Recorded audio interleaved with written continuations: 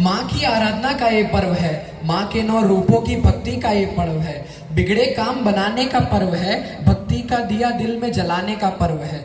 मैं उपस्थित सभी गणमान्य महानुभावों को दीप प्रज्वलन हेतु आमंत्रित करता हूँ।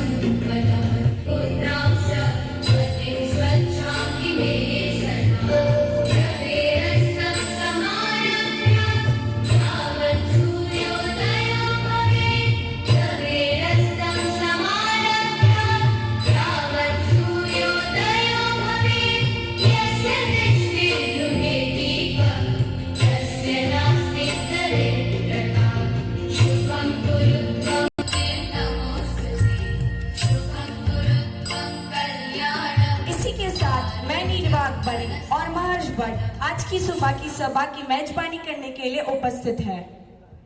नवरात्रि के दूसरे दिन का जश्न मनाते हुए हमारी सभा में आपका स्वागत है। देवी दुर्गा को समर्पित यह त्योहार आज हमने आपके लिए एक जीवंत और ज्ञानवर्धक रूप में तैयार किया है।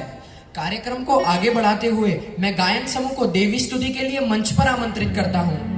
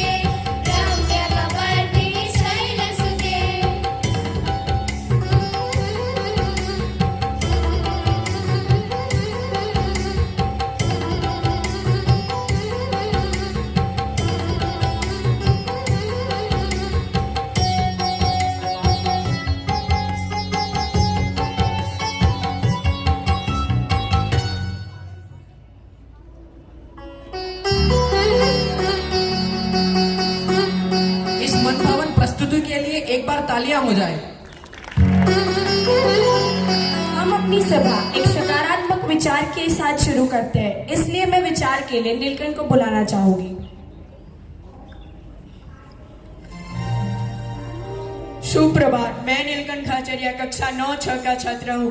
आज का सुविचार है, लक्ष्मी का हाथ हो, सरस्वती का साथ हो, गणेश का निवास हो और माँ दुर्गा के आशीर्वाद से आपके जीवन में प्रकाश ही प्रकाश हो। चैत्र नवरात्रि की हार्दिक शुभकामनाएं। धन्यवाद इस सार्थक विचार के लिए। शब्द भाषा की एक इकाई है जिसका अर्थ होता है या जिसे बोला या लिखा जा सकता है। तो आज के शब्द के लिए मैं राजवी को आमंत्रित करता हूं। Good morning. Today's word of the day is indulge. INDULGED. To allow yourself to have or do something for a special pleasure. Example.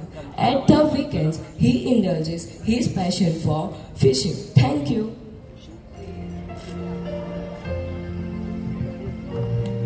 सुंदर शब्द के लिए धन्यवाद। माँ के चरणों में रखो आस्था, माँ के चरणों में रखो आस्था, अंधेरे में भी मिलेगा रास्ता। माँ की वंदना हेतु श्लोक पाठ व भावार्थ स्पष्टीकरण के लिए मैं सुमांशु और हैरी को आमंत्रित करता हूँ।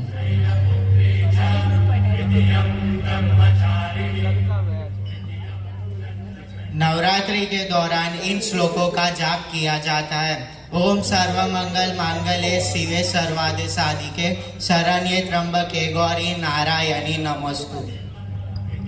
इस श्लोक का अर्थ है, आप सभी कार्यों में मंगल प्रदान करने वाली हो, भक्त का कल्याण करने वाली हो, सभी पुरुषार्थ धर्म अर्थ काम और मोक्ष को साधने वाली हो, भक्त को शरण देने वाली गौरी हो। या देवी सर्वभूतेषु शक्ति रूपेण संस्कृता। इस श्लोक का अर्थ है, देवी सर्वभूतों में शक्ति रूपेण संस्थिता है। सर्व बाधा प्रशमनां त्रिलोकेशाखिलेश्वरी। इस श्लोक का अर्थ है, सर्व बाधा शमन करने वाली हो। देहि सौभाग्य आरोग्य देहि मैं परम सुखम। इस श्लोक का अर्थ है, आरोग्य एवं सौभाग्य प्राप्ति के लिए। वयम तुभ्यम नमः। इस श्लोक का अर्थ है, हम आपकी प्रार्थना करते हैं। Thank you.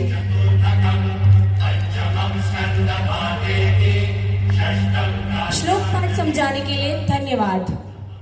नवरात्रि जिसका अर्थ है 9 रातें, यह एक हिंदू त्योहार है जो आद्या शक्ति अर्थात नारी शक्ति का सम्मान करता है। यह बुराई पर अच्छाई की जीत का प्रतीक है। 9 रातों में से प्रत्येक रात देवी दुर्गा के अलग रूप को समर्पित है। ये शक्ति का पर्व है, ये भक्ति का पर्व है। आत्मचिंतन करिए, ये मुक्ति का पर्व है। इसी के साथ मैं पृथक को आमंत्रित करना चाहूंगी।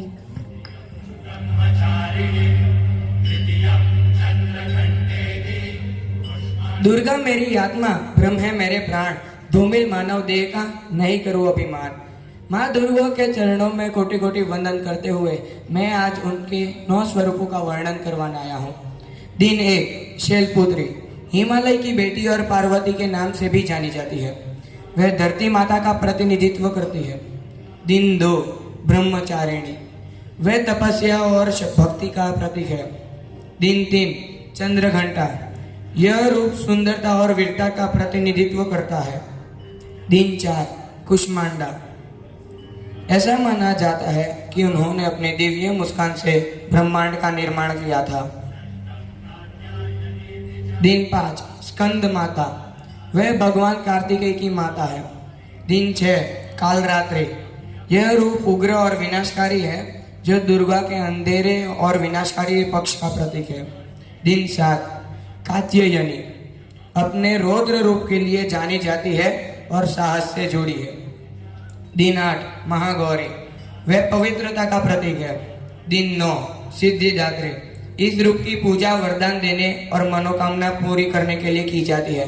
धन्यवाद।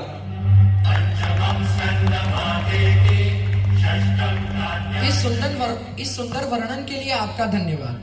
आज हम यहाँ नवरात्रि के दूसरे दिन के महत्व के बारे में बात करने के लिए हैं। इस दिन हम तपस्या और भक्ति की देवी ब्रह्मचारिणी की पूजा करते हैं। उन्हें माला और जल का कलश लिए हुए दर्शाया गया है। आइए उन गुणों का पता लगाएं जिनका वह प्रतिनिधित्व करती हैं: अनुशासन, भक्ति और आत्मनियंत्रण। तो मैं इसे समझाने के लिए प्रिया नंदनी और नंदनी को बुलाना चाहूंगी। आज नवरात्रि के दूसरे दिवस पर मैं देवी ब्रह्मचारिणी के बारे में 2 वाक्य कहना चाहूंगी। अनुशासन हमारे जीवन में आवश्यक है। जिस तरह देवी ब्रह्मचारिणी अटूट अनुशासन बनाए रखती थी, ठीक उसी प्रकार हमें भी हमारे जीवन में एक दिनचर्या का पालन करना चाहिए और संपन्नता के साथ अपना ध्यान अपने पढ़ाई और लक्ष्य पर केंद्रित करना चाहिए। भक्ति दूसरा प्रमुख पहलू है। जिस प्रकार देवी अपने सिद्धांतों के प्रति समर्पित रहती है, उसी प्रकार हमें भी अपने मूल और सिद्धांतों के प्रति समर्पित रहना चाहिए। धन्यवाद।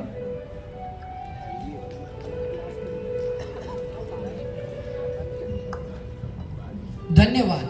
नृत्य अनकहे शब्दों को कहने की कला है। नृत्य मन की स्थिति है। नृत्य जीवन जीने का एक तरीका है। तो नृत्य के लिए मैं कृषा और रिद्धि को आमंत्रित करता हूँ।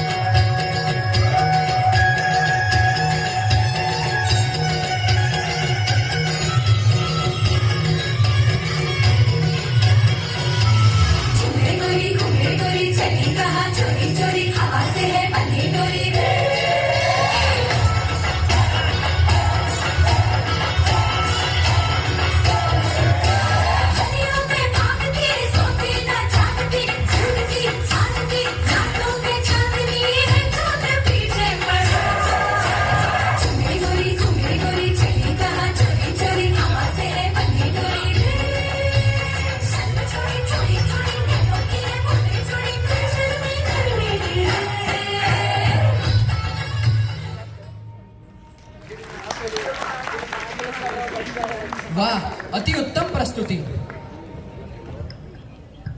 अब नृत्य के आनंद के बाद आइए नवरात्रि से जुड़ी कुछ नई चीजों को जानते हैं और इसी जानकारी के लिए मैं सोइक सर को मंच पर Supervisor ma'am, teachers and all my dear students.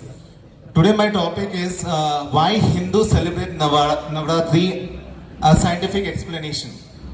Now let me shed some light on that. The first thing, Navratri is a night is a festival that holds immense significance on Hindus worldwide. It's a religious importance, but there is a scientific explanation on that.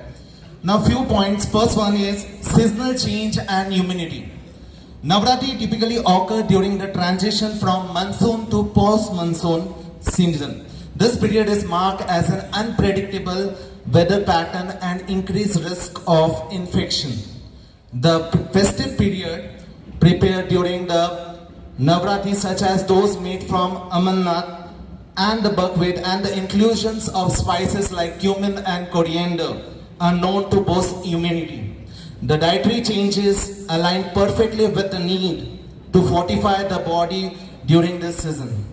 The next is fasting and detoxification. During Navratri, many people undertake fasting for all 9 days or specific period. Fasting helps in detoxifying the body.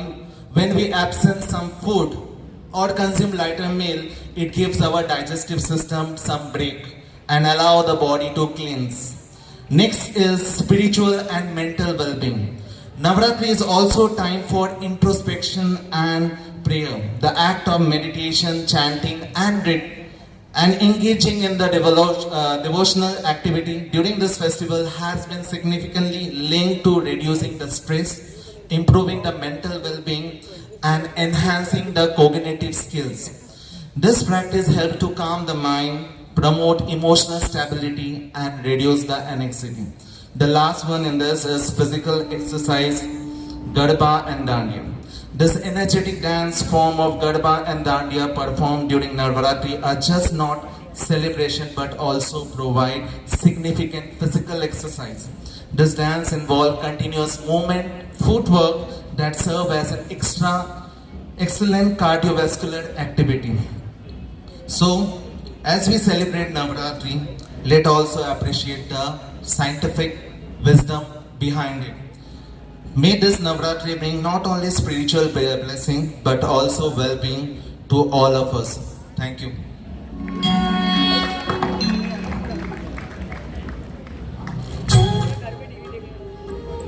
आप सभी को नवरात्रि के पावन पर्व की हार्दिक शुभकामनाएं। माँ का धन्यवाद एवं आपका दिन शुभ रहे।